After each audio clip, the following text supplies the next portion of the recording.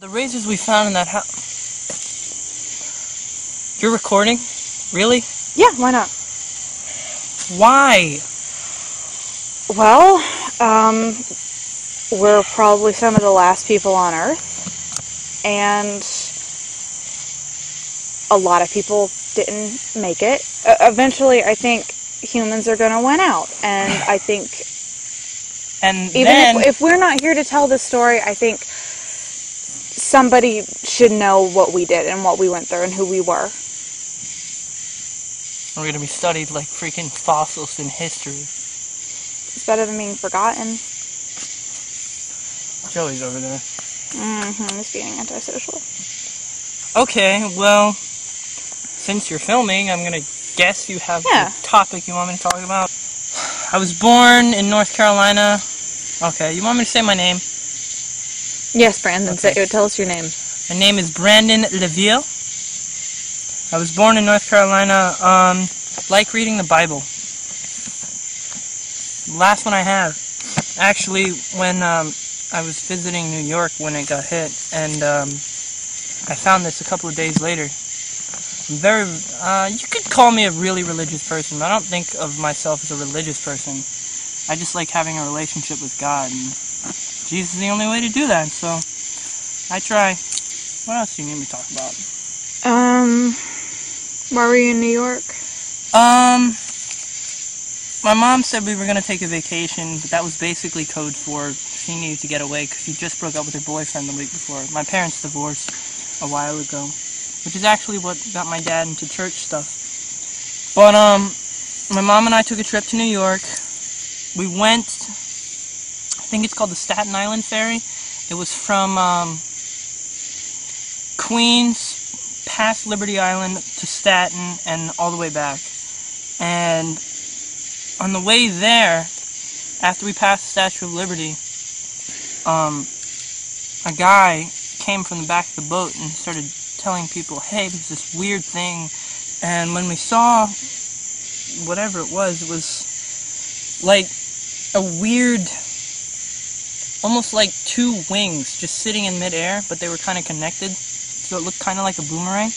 And it was just floating over the Statue of Liberty and over Liberty Island. And it was so big, it cast a shadow over the whole island. And people were taking pictures and everything. And then, all of a sudden, 3 little tiny red balls appeared at the bottom of it. They started spinning around each other and made one big red orb. The orb dropped out of the sky and made a huge boom. It was a boom so loud that I went deaf, actually, as far away as I was. And a really, really bright light. And then when I woke up, because I got knocked back, there was a huge explosion. The whole ship that I was on was ripped to pieces. And we landed, the half the ship I was in landed somewhere in Jersey, which was pretty far. So I got knocked really far. And I woke up and I could see in the distance all 5 islands of New York were gone. Or all 5 boroughs of New York were gone. Just gone. There wasn't fire, there was just nothing. Where New York City was empty. And parts of Jersey were burning.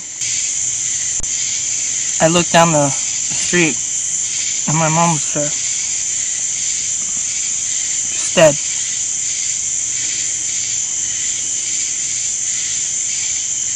I'm sorry, Robin. No light. I can't even... I'm sorry. I'm sorry. And, I was walking down, and I found a car. Well, part of a car. And for somehow the radio was still working. I don't quite get how, but it was. And I turned it on just to see if anything would come on. Maybe I'd be lucky. Wanted to know news reports about North Carolina, actually, because I was worried about my dad. And, I heard the Shadow Talkers for the first time. And they had... I remember the beginning part of their message very distinctly. It said, Ladies and gentlemen, though this is April 1st, we swear to you this is no joke. Many major cities have been attacked by creatures from either other planets or other dimensions. They've used weapons of mass destruction. We would advise you to walk south. Kept walking. Met up with a group of people. A couple groups of people. Started to be raiders on the road. So they would wait for people and just ambush them with guns, with whatever they have.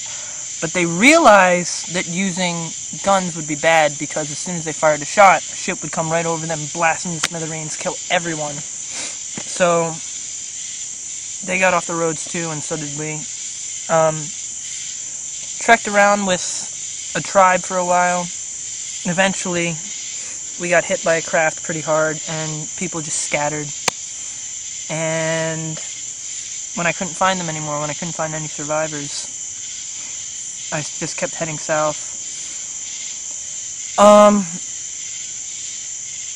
I hit Virginia a couple of weeks after the tribe scattered, and I met you and Joey a few days later. There had been this dog that was following me, a big black dog, from, I think, Delaware? He's a really nice dog. And I heard rustling in the woods, and I thought it was her, but then I heard talking, and it kind of freaked me out, because dogs don't talk, usually.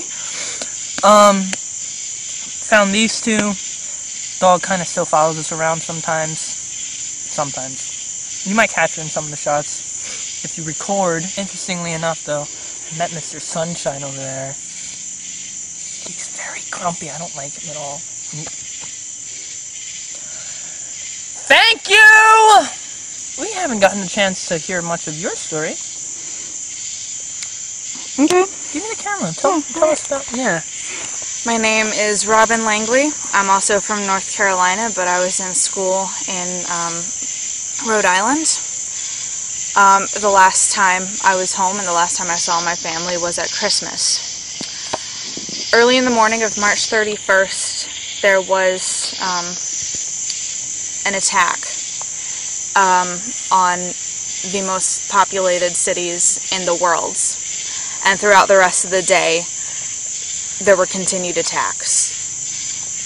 Billions of people were killed within the first 4 days. What was left of the military started convoys moving south, and my college roommate and best friend, Sarah, we were moving in one of the convoys, and one day I was away from the group with a couple people. We were going through some abandoned houses looking for supplies. We came back over the hill to the group, to the convoy, and we just saw it was like fire just coming down from the sky. There wasn't a ship or anything, but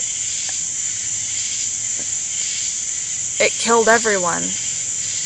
And I haven't seen anybody that I knew from before the attacks since then.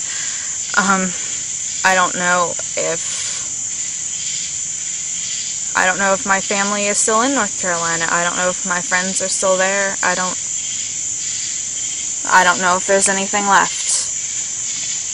But there was a group on the radio that started broadcasting. They called themselves the Shadow Talkers, and they told everyone to go south, to go to Mexico. A lot of people are going south. There are rumors that some people aren't going south because they think that... Yeah, they think there were hidden messages telling people to go north to Canada.